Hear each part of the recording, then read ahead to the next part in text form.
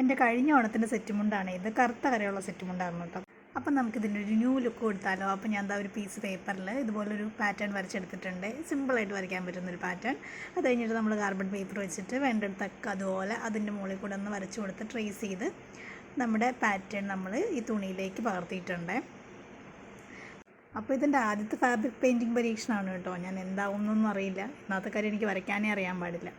പിന്നെ എന്നാടൊക്കെ കാണിച്ച് ഇതാവുന്ന വരച്ച് സെറ്റൊക്കെ ആക്കി എടുത്തിട്ടുണ്ട്. നമ്മളൊരു മെറൂൺ കളറാണ് കേട്ടോ ഇതിലേക്ക് ചെയ്ത് കൊടുത്തേക്കണത്. മെറൂണിൻ്റെ കൂടെ നമ്മളൊരു ലൈറ്റ് യെല്ലോയും ഒരു ഗ്രീനും ഒക്കെ കൂടി ചെയ്ത് കൊടുത്തിട്ടുണ്ട്. ഇങ്ങനെയാണ് കേട്ടോ നമ്മുടെ ഒരു ലുക്ക് വരുന്നത്.